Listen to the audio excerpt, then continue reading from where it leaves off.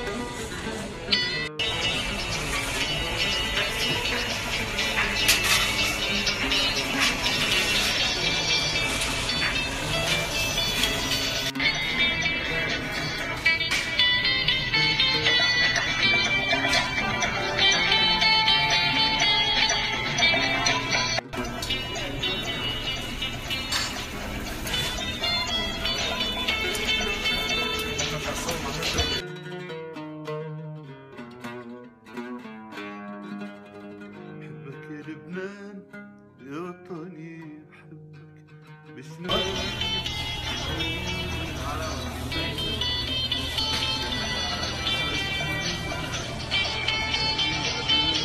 بحبك يا لبنان يا وطني.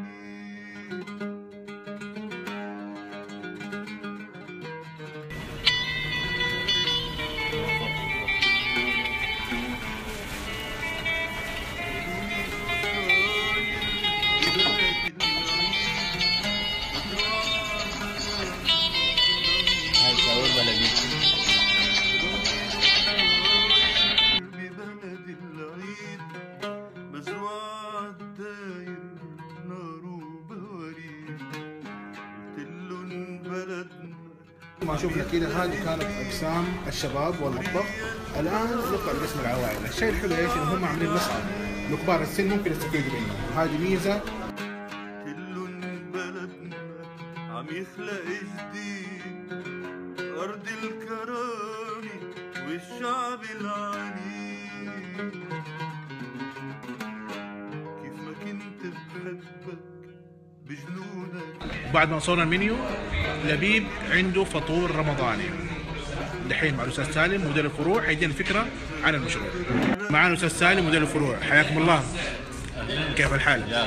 طيب استاذ سالم، تعطينا فكره عن الفطور الرمضاني اللي توفروه في رمضان. زي ما انت عارف، اول شيء اللبيب عندنا كواليتي، احنا الجوده بلبيب اهم من اي شيء.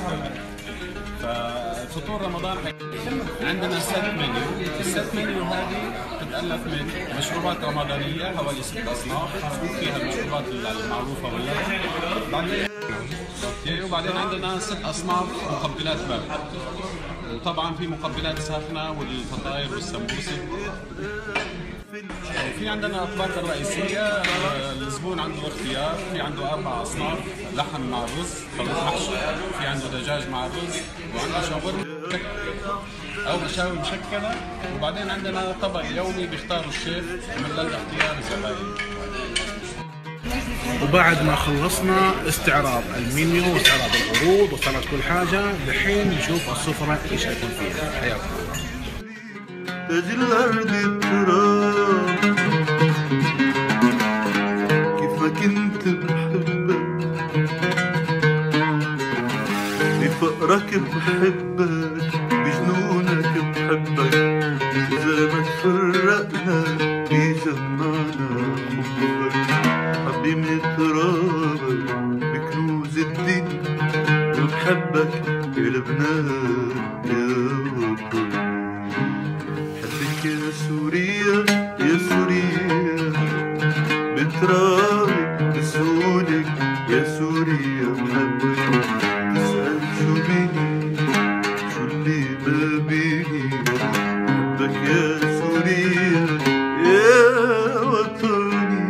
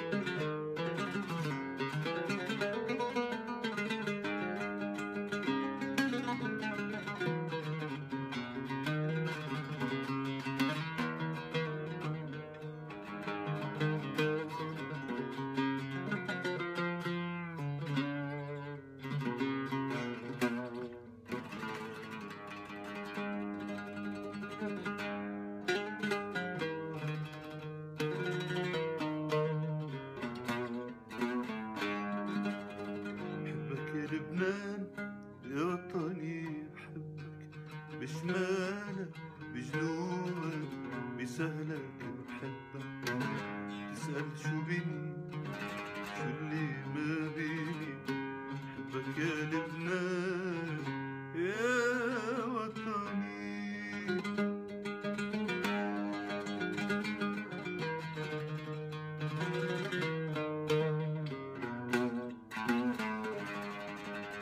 سألوني شو صاير ببلد العيد مزروعة.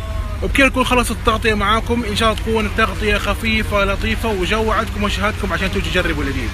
بالنسبة لموقع لبيب، هذا لبيب ورانا على طول هنا الدانوب، مواجهة الدانوب على طول.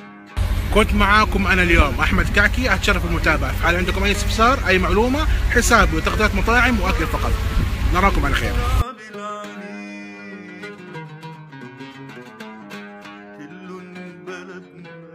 عم يخلق جديد أرض الكرامة والشعب العنيد.